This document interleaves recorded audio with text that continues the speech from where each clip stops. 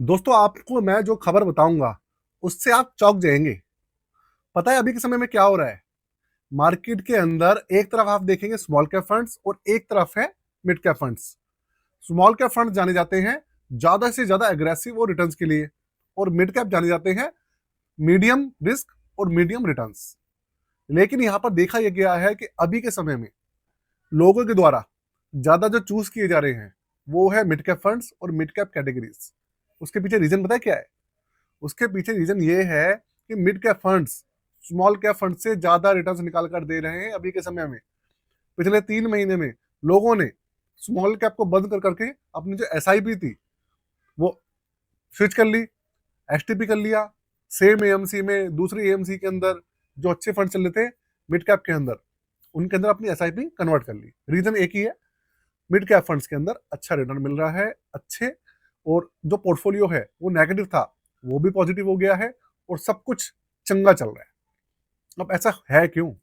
इसके पीछे कोई सच्चाई भी है या फिर वैसे ही पूरी की पूरी अफवाह फैली हुई है? एक्चुअल में पूरी की पूरी रिपोर्ट निकल कर आई है और मेरा खुद का भी एनालिसिस है जो मैं आपके साथ में शेयर करने वाला हूं। आप देखेंगे तो आपके सामने पूरी की पूरी जो पिक्चर है क्लियर हो जाएगी कि क्यों लोग मिड कैप की तरफ ज्यादा भाग रहे हैं।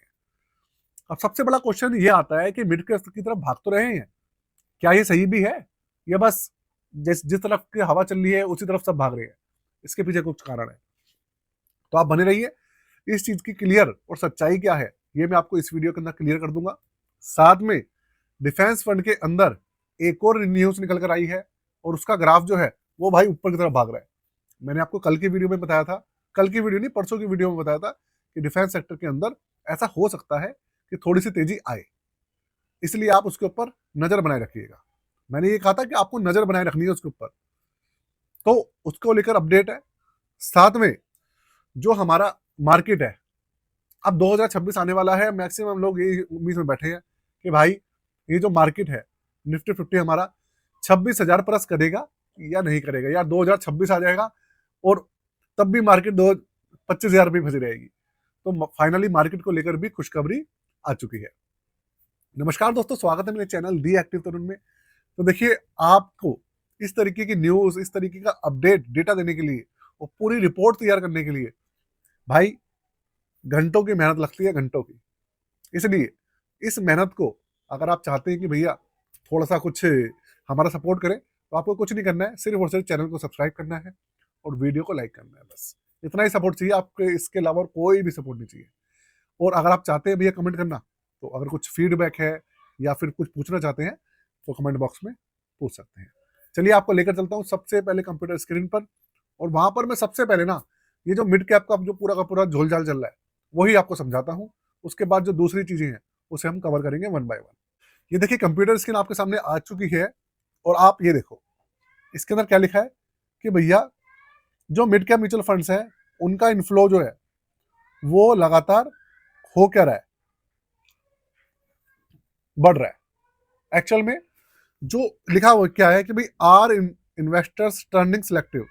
सिंपल सा है, अगर आप देखेंगे तो यहाँ पे लिखा भी है mid cap mutual funds are attractive more investor interest than small caps.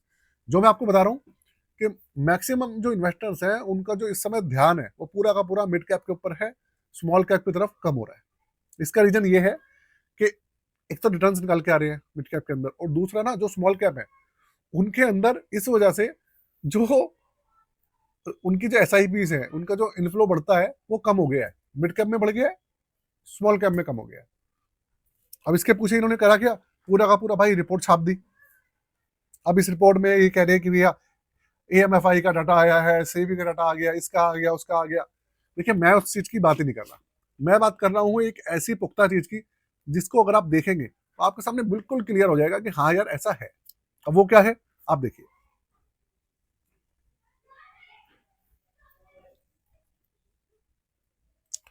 इस तरफ आप देखिए, हमारा जो निफ्टी 50 है अभी वो चल रहा है 25,900 पॉइंट से ज्यादा है, 25,910 पॉइंट के आसपास है, मतलब ऑलमोस्ट 26,000 के आसपास है। तो अगर हम देखा जाए हमारी मार्केट जो टॉप पे गई थी वो 26,218 के आसपास थी। तो ऑलमोस्ट ये मान लीजिए कि 96%, 97% हमारी मार्केट रिकवर कर चुकी है निफ्टी 50 के हिसाब से।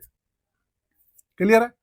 तो जब निफ्टी 50 पूरा का पूरा रिकवर कर चुकी है तो एक रफ डेटा ये माना जाता है कि भाई मार्केट ने रिकवरी कर ली है, सब ये मानते हैं, भले वो स्मॉल कैप हो, मिड कैप हो या लार्ज कैप हो, सब ये मान के चलते हैं। लेकिन यहाँ पर हो क्या रहा है, ये देखिए आप, ये जो इंडेक्स है आपके सामने, ये है निफ्टी स्मॉल कैप 250। ये स्मॉल कैप का इंडेक्स है, इसी के ऊपर पूरे के पूरे स्मॉल कैप फंड्स जो होते हैं बेस्ड होते हैं। अब आप यहां देखो, इस इंडेक्स का जो टॉप गया था वो गया था 18,548, 18,500, और अब कितने में चल रहा है, 17,000 में। और अभी ना 2-3 दिन पहले 17,000 से नीचे भी आ गया था।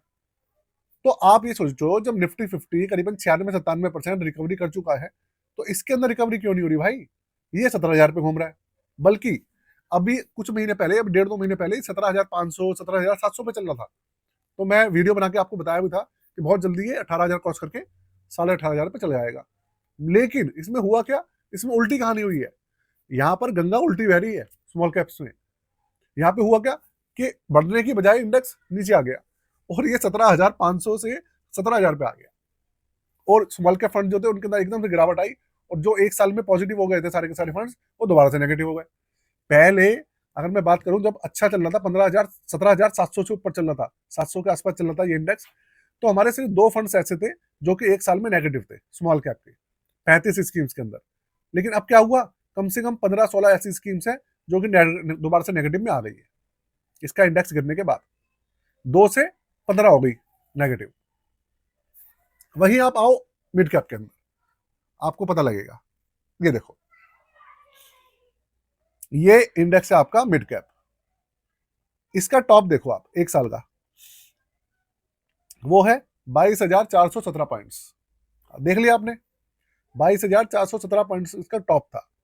अब ये कितने पे चल रहा है, 22,331 पॉइंट्स। मतलब ऑलमोस्ट ऑलमोस्ट ये अपना जो इसका पीक था उसके पास पहुंच चुका है। इसका मतलब ये है कि भैया इसके जो रिटर्न से काफी अच्छे निकल के आ रहे हैं, बहुत जल्दी रिकवरी कर चुका है, इसने जो रिकवरी करनी थी ये कर चुका है।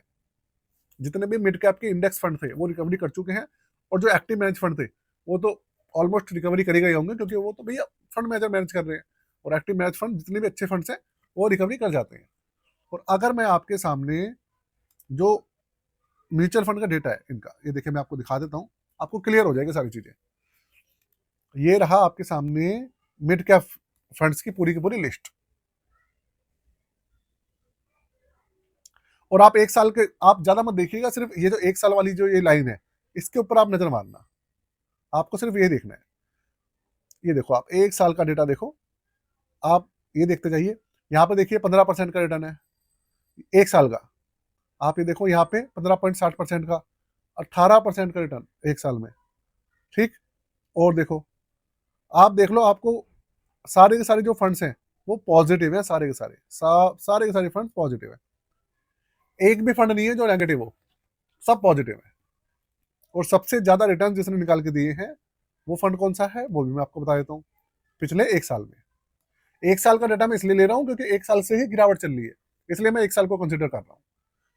तो सबसे कम जो रिटर्न आए हैं एक साल में वो भैया है क्वांट मिड कैप फंड, 0.13%, मतलब ना के बराबर रिटर्न दिए। सबसे ज्यादा रिटर्न आए हैं इन्वेस्को से, Invesco India mid cap fund से, इसने 18.10% के आसपास के रिटर्न दिए। तो कहने का मतलब ये है। अच्छा, आपको एक चीज मैं पहले क्लियर कर दूं कि भाई ये जो मैं फंड्स दिखा रहा हूँ आपको, जिसके नाम ले रहा हूँ, ना तो मैं किसी की बुराई कर रहा हूँ ना मैं किसी की अच्छाई कर रहा हूँ। मैं आपके सामने अपना जो एनालिसिस है वो पेश कर रहा हूँ, और ना ही किसी चीज का रिकमेंडेशन दे रहा हूँ आपको, ना ही सजेशन दे रहा हूँ भाई कि ये फंड अच्छा है ये बुरा है, ऐसा कुछ नहीं है। आपके सामने मैं रिपोर्ट पेश कर रहा हूँ।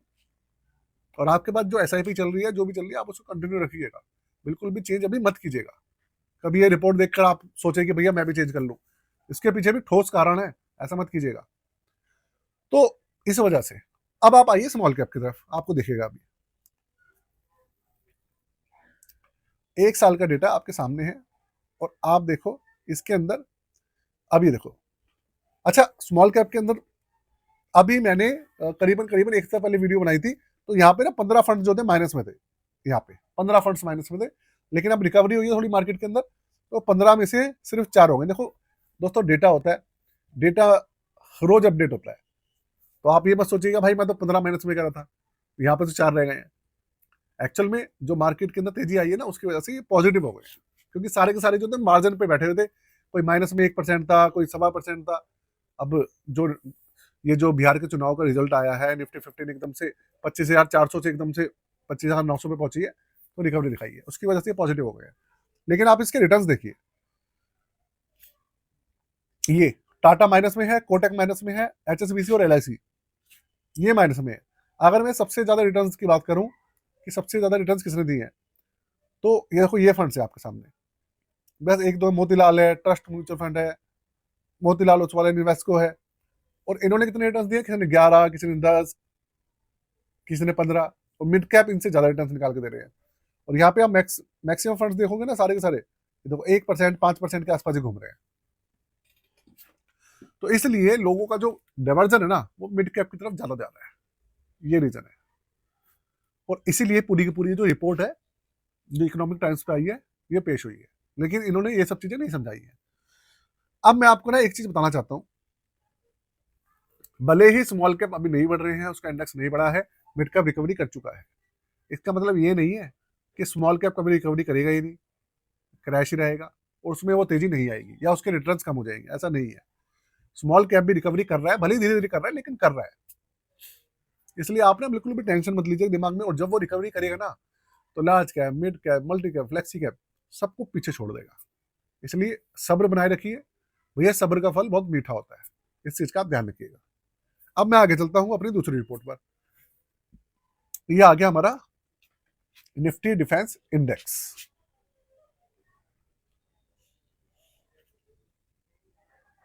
अब ये आपके सामने जो चार्ट है, ये मंथली चार्ट में दिखा देता हूं।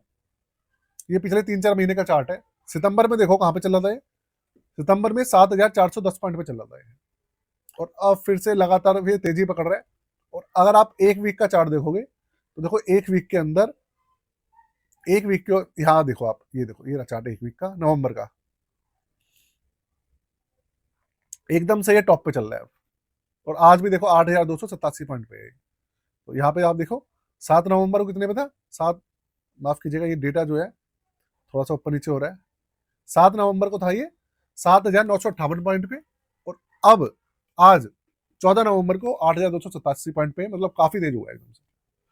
तो भाई तेजी पकड़ रहा है, जैसे जैसे इंडिया और पाकिस्तान का ये जो मुद्दा है ये गर्म होगा, आप देखना इंडेक्स के अंदर आपको तेजी दिखेगी, स्टॉक्स के अंदर आपको तेजी दिखेगी, म्यूचुअल फंड्स और ईटीएफ जो है डिफेंस सेक्टर के, उनके अंदर आपको तेजी दिखेगी एकदम से। ये सच्चाई है, लेकिन आपको नजर बनाए रखना है इसके ऊपर। बस जैसे ही मौका लगे आपको चौका लगा देना है, वीडियो का इंतजार मत कीजिएगा, अभी मौका ही छूट जाए आपसे। अब आगे चलते हैं। देखिए अभी तक ना इंडिया के अंदर एक चीज फंसी हुई थी कि भाई बिहार के चुनाव होने वाले हैं, उसका रिजल्ट आएगा, उसके बाद पता चलेगा कि मार्केट किस तरफ जाएगी। अगर रिजल्ट पॉजिटिव नहीं रहा तो भैया मार्केट गिरेगी, थोड़ी बहुत तो गिरेगी 500-700 पॉइंट। अगर पॉजिटिव रहा तो बढ़ेगी, पॉजिटिव नहीं रहा तो गिरेगी, पॉजिटिव रहा तो बढ़ेगी। अब यहाँ पर जो रिजल्ट है वो काफी ज्यादा पॉजिटिव रहा है मार्केट के पॉइंट ऑफ व्यू से, गवर्नमेंट के पॉइंट ऑफ व्यू से। नीतीश कुमार जी 10वीं बार सीएम बनेंगे, और हमारे जो प्रधानमंत्री जी हैं भैया, उनकी जो कुर्सी है वो भी बच गई है, नहीं तो संकट के बादल घिरा रहे थे। तो इस वजह से सब कुछ पॉजिटिव दिख रहा है। आपने देखिए मार्केट के अंदर में आपको थोड़ी सी तेजी दिख रही है पिछले 2-3 दिन से, क्योंकि जो रुझान आ रहे थे, जो दूसरे आंकड़े पेश हो रहे थे, वो सब पॉजिटिव थे। अब रिजल्ट भी आ गया, वो भी पॉजिटिव है। तो हो सकता है आपको, आज तो शुक्रवार है, आज तो वीक खत्म हो गया, वो मंडे में आपको हो सकता है कि हमारा निफ्टी 50, सेंसेक्स सब अपने टॉप लेवल पे पहुंच जाए, और हो सकता है 26,218 पॉइंट्स का जो आंकड़ा था उससे पार निकल जाए, बहुत चांसेस है। इसका जो बेनिफिट है, इसका जो इम्पैक्ट है ना, आपको नेक्स्ट वीक में देखने को मिलेगा। तो इसलिए आप टेंशन मत लीजिएगा बिल्कुल भी, अब बहुत ज्यादा चांसेस है कि अब कुछ ठीक रहे। भाई गिरावट आएगी, ये मत सोचिए कि गिरावट नहीं आएगी, लेकिन हाँ धीरे धीरे थोड़ा सा ऐसा होगा, 200 पॉइंट बढ़ गया, 100 गिर गया, फिर बढ़ गया, फिर गिर गया, इस तरीके से बढ़ेगी मार्केट, स्लो स्लो बढ़ेगी। लेकिन एक बार 26,000 का आंकड़ा तो कब प्लस करे ना, उससे होगा कि भाई चलो इन्वेस्टर को शांति मिल जाएगी, चलो भाई अब मार्केट ठीक हो रही है। तो इन्वेस्टर जो घबराए हुए थे तो दोबारा से वापसी आएंगे, सबके दिमाग में दोबारा से ना थोड़ा सा कॉन्फिडेंस आएगा मार्केट को लेके, सब पॉजिटिव रहेगा। आप घबराइएगा मत, टेंशन मत लीजिएगा। बाकी चैनल को भाई सब्सक्राइब कर लीजिएगा और बेल के आइकन को दबा दीजिएगा। आज के लिए जय हिंद, वंदे मातरम।